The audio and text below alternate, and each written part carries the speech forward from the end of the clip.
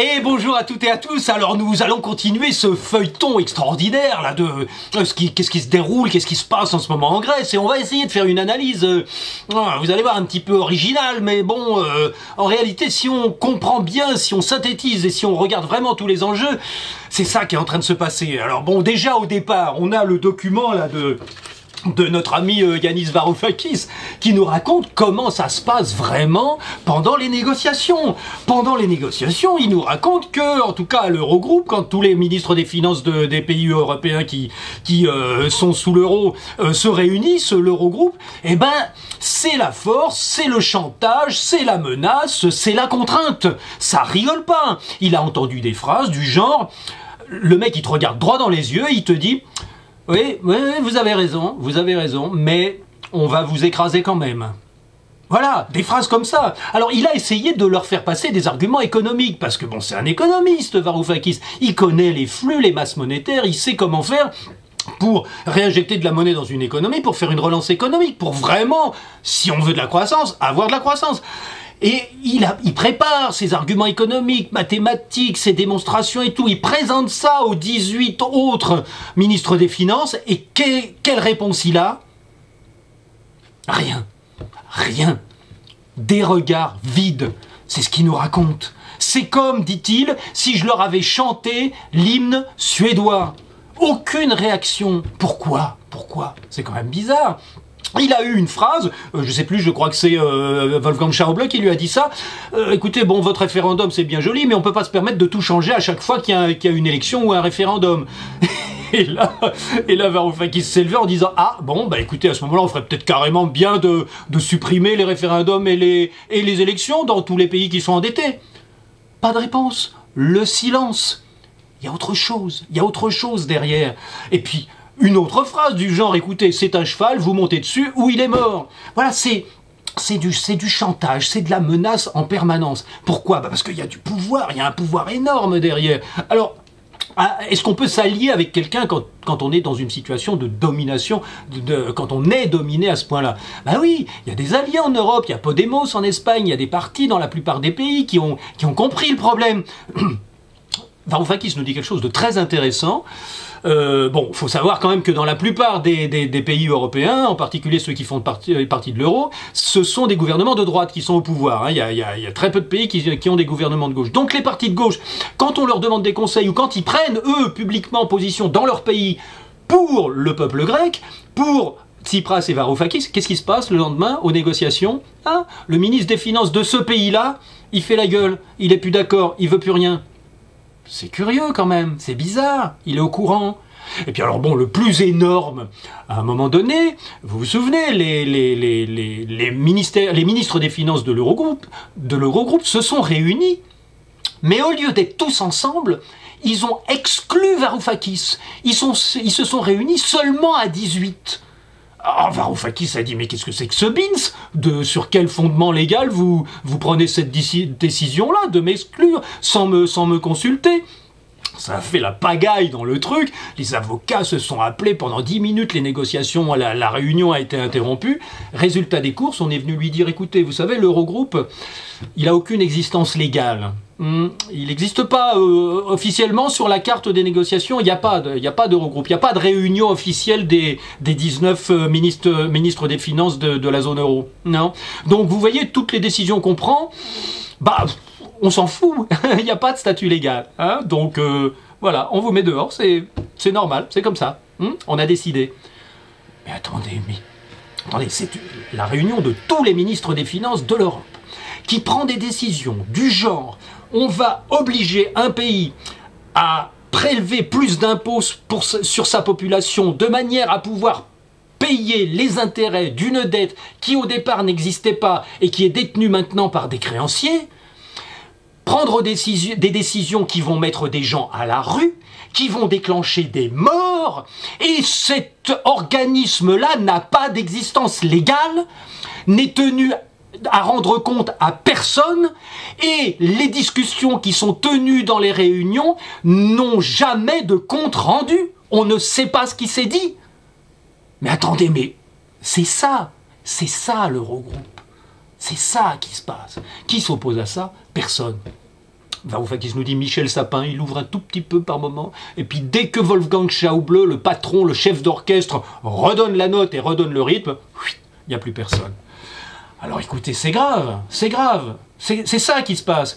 Alors, Varoufakis, il avait étudié des solutions, il sait très bien que le problème de la crise en Grèce, c'est un manque de monnaie.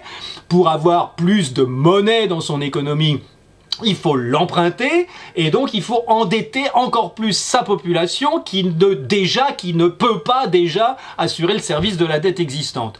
Donc, il avait comme solution, on va faire une monnaie locale complémentaire, nationale, qu'on va émettre et qui va servir aux gens les plus pauvres à payer leurs impôts et à acquérir, à acheter le minimum pour vivre. Et puis on va diminuer la dette existante d'un certain pourcentage, et puis on va prendre le pouvoir sur la Banque centrale de Grèce, de manière à pouvoir faire tout ça. Évidemment, ça n'a pas été voté, ça n'a pas été accepté, alors qu'il y avait le référendum derrière, Non, c'est pas passé. Tsipras et ses copains ont dit non, ils ont voté contre. Alors qu'est-ce qu'on fait? On fait extend and pretend. On rajoute et on fait semblant. Comme avant, comme d'habitude. On oblige le gouvernement à couper dans les dépenses et à augmenter les impôts. On change, écoutez bien, dans les mesures qui sont imposées par les autorités européennes, une des pires mesures, c'est de réformer le code de procédure civile grec. Vous imaginez? Pourquoi? Pour faciliter les procédures d'expulsion et de saisie des biens privés, des gens qui ne peuvent pas payer leurs intérêts et leurs dettes. Eh oui, on change les lois. Les lois que vous avez votées là depuis le mois de janvier parce que vous avez été élu, tu parles, qu'est-ce que ça veut dire? Ça veut rien dire. Toutes ces lois là que vous avez votées pour ne pas diminuer l'âge des retraites, ne pas augmenter la TVA, etc. Eh ben, il va falloir les annuler. Eh oui, sinon...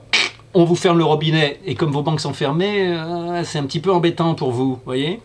Et alors, la saisie des fonds publics, les fonds publics sont transférés dans un fonds d'investissement qui a failli, mais écoutez bien, mais là, on rêve vraiment. Schauble voulait que le fonds d'investissement qui allait piller les biens publics grecs soit basé au Luxembourg, et soit géré par une banque dont il est le président. Ah! Non mais là, ça atteint des sommets. Bon, c'est pas passé, ça va se faire autrement. Officiellement, c'est le gouvernement grec qui gère le fonds. Évidemment, sous contrôle de la Troïka. Et puis alors, quand vous allez, on leur dit aux Grecs, quand vous allez présenter des nouvelles lois au Parlement pour les faire voter, il faut nous les montrer d'abord. Ouais, bah oui, parce que nous, il faut qu'on valide.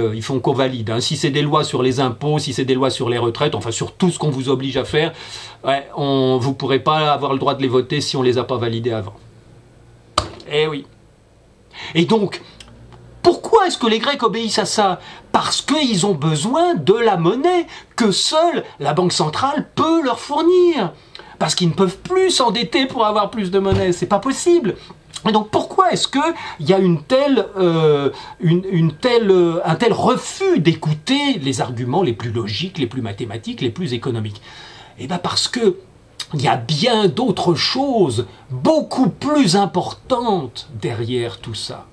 Il y a le projet européen, le projet de construction d'une Europe centrée sur les pays les plus riches de l'Europe, en particulier l'Allemagne, et centré et contrôlé par les bases militaires de l'OTAN et en parfaite connivence avec les États-Unis contre la Russie.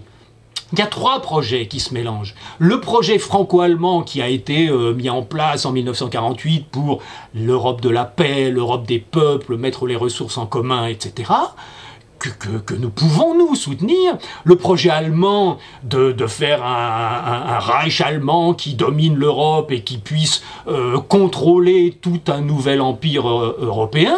Bon, ce projet-là, évidemment, il est oublié depuis longtemps, mais il était là au départ de la création de l'Europe. Et puis le troisième projet, c'est le projet d'une Europe, d'un bloc atlantique, sous contrôle de l'OTAN et des États-Unis et des autorités européennes pour bien marquer la frontière entre l'Occident et entre l'Occident et la Russie.